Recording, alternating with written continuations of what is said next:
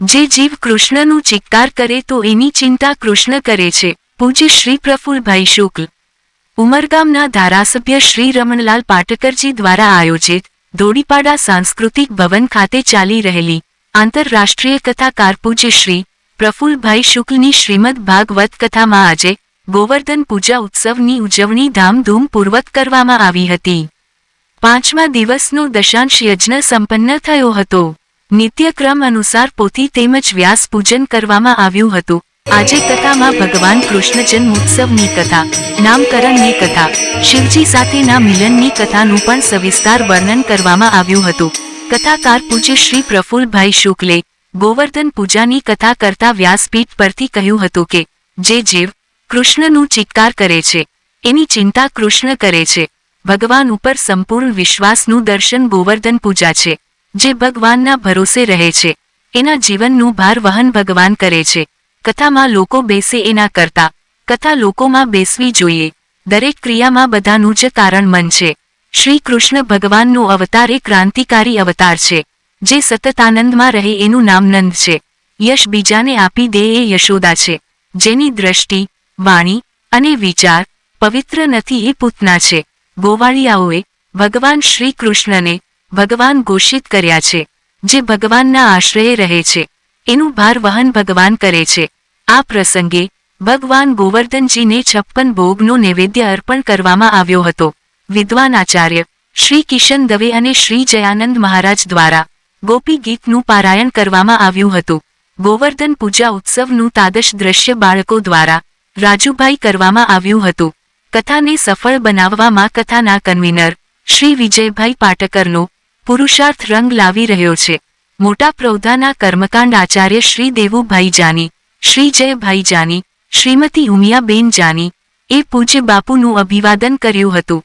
એ કથાના આમંત્રણને માન આપીને પધારેલા અખંડ સૌભાગ્ય સુદેશજી, સેલવાસથી શ્રી તીર્થરામ શર્મા, શ્રી પિંકુભાઈ યાદવ, શ્રી હર્ષ સોનપાલ, શ્રી કેવિનભાઈ સંજાણા, શ્રી મોહનભાઈ ખલાટ, શ્રી સંજયભાઈ પાંડે, શ્રી પંકજભાઈ બોરલાઈવાળા, શ્રી દીપકભાઈ મિસ્ત્રી અને તમામ મહેમાનોનું સ્વાગત કરવામાં આવ્યું હતું.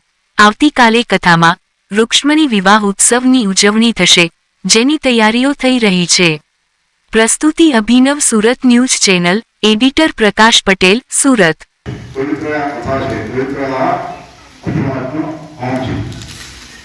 આ હોમ ત્યારે શ્રાવણ મહિનાનો સોમવારે જ્યારે થતો અતિ પવિત્ર છે.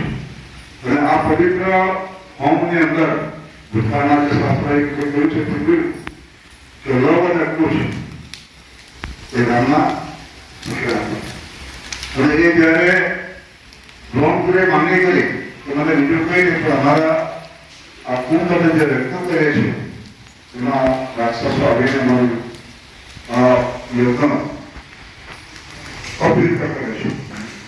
એના માટે તમે રોષ કરો.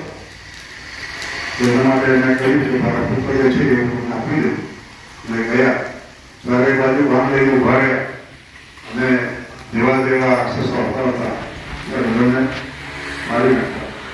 આ પ્રકારે આ મહિમા ખૂબ ઊંચો છે અને આ મહેમાનો આપણા ગ્રંથોને શાસ્ત્રોને ધ્યાનમાં રાખીને આજે પરમ પૂજ્ય સ્વર્ગશ્રી પ્રભુભાઈ શુક્લ તો ધોળીપાડા આ સાંસ્કૃતિક વિકાસ મંડળ રોડ અંદર આ રીતે તમામ તાલુકાના પંચાયતમાં જે 550 બેઠા હશે આ 3 માણસની જગ્યા યોગ્ય પ્રતિનિધિત્વ કરી સાંસ્કૃતિક હોમ કર્યો. આ હોમની અંદર અલગ અલગ 5 દ્રવ્યો એટલે કે ફળ નાખ્યા છે.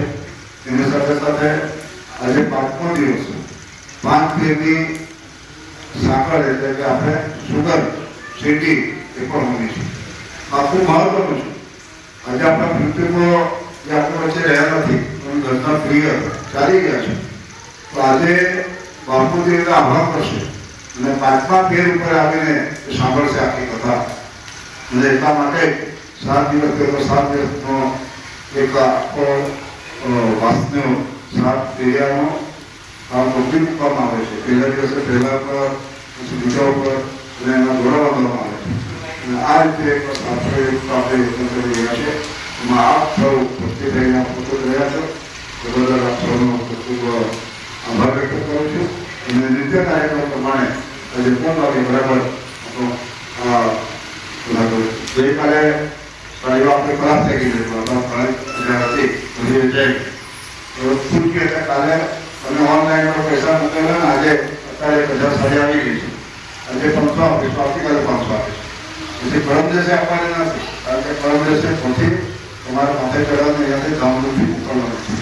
તમારા ગામમાં જાય ત્યારે તમે ગેરતા કરજો. અહીંયાથી માની લો કે 12 વાગે તમે મહાપ્રસાદ લઈને જશો તો તમારા ગામની અંદર તમારો અડધો કલાક તમે પ્રોગ્રામ હોય તો એ જ્યારે તમારા ઘરની અંદર તમારા જ્યાં ભક્તિનું ખંડ છે ત્યાં તમે મૂકશો તો એ દરમિયાન તમારા ગામના માણસો, ભક્તજન માણસોને બોલાવી અને વિધિવત આરતી કરાવી અથવા પછી ઉતારી અને શાસ્ત્રોયુક્ત તમારા મંદિરની અંદર એને રાખ્યો અને રોજ તમે જે ઘરમાંથી તમે લઈ ગયા છે એનાથી લઈ ગયા છે એ પ્રકારે તમે મુજબ કરજો કે જેથી આપણને કાયમ માટે ભક્તિ એનાથી આપણને વધે છે. ભક્તિ આપણે સાંભળેલ હોય એમાં થોડું તમને 5% યાદ નહીં, બરાબર, પણ આ વસ્તુ તમે દરરોજ ત્યાં પૂજા કરશો તો આપણું તમારું જીવનની અંદર જે દુરાચાર વિચારો છે બરાબર કેટલી વસ્તુ સારી રીતે આપણે લઈ જશો. આપણો આભાર. ખૂબ ધન્યવાદ.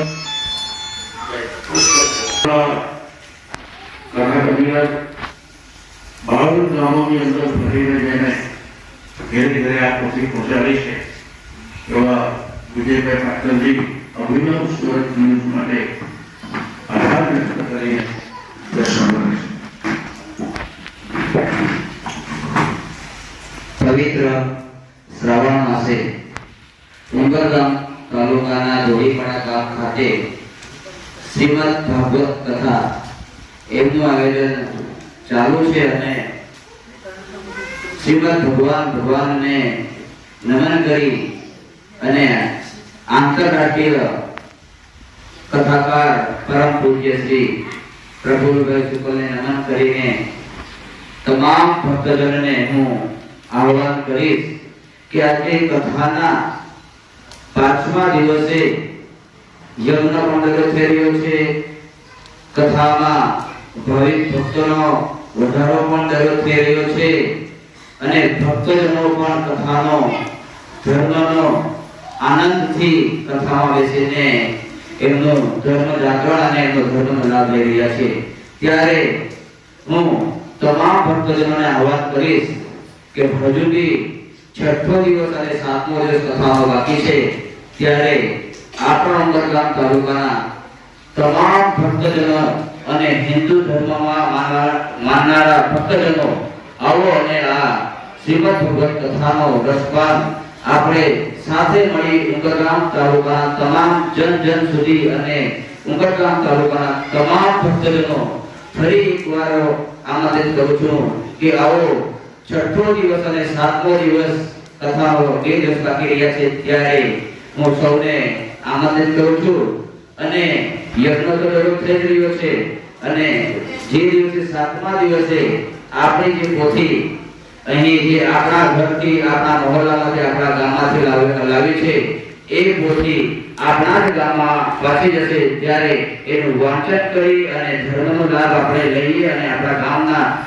તમામ અભિનવ સુરત ન્યૂઝ ટીવી ચેનલ અને એના લાખો દર્શકો માટે આજે શ્રાવણની 5મ સોમવાર તેના પરમ દિવસે બહુ ઘણા સમય પછી શ્રાવણમાં સોમવારે 5મ આવી છે અને એવા પાવન દિવસે અમારા ઉમરગામના લોકલાડીલા ધારાસભ્ય ગુજરાત સરકારના પૂર્વ મંત્રી શ્રી રમણલાલ પાટકરજીને ત્યાં ભાગવત જ્ઞાન યજ્ઞ ચાલી રહ્યો છે.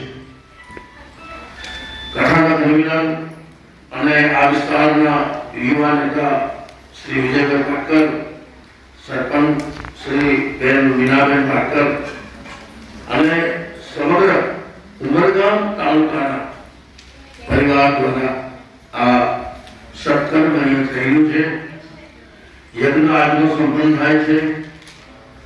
યજ્ઞ ભગવતી પર્જન્ય આપણા શાસ્ત્રોમાં એમ લખ્યું છે યજ્ઞ કરીએ તો મેઘ આવે તો ધન્ય પાકે તો પાછા આપણે યજ્ઞ કરીએ ધન્યની પાસે તો યજ્ઞ સારો કરીએ આ બધાનું મૂળ યજ્ઞ છે. યજ્ઞ કરીએ તો વરસાદ આવે, વરસાદ આવે તો અનાજ પાકે, અનાજ પાકે તો આપણે બચાવ યજ્ઞ કરી.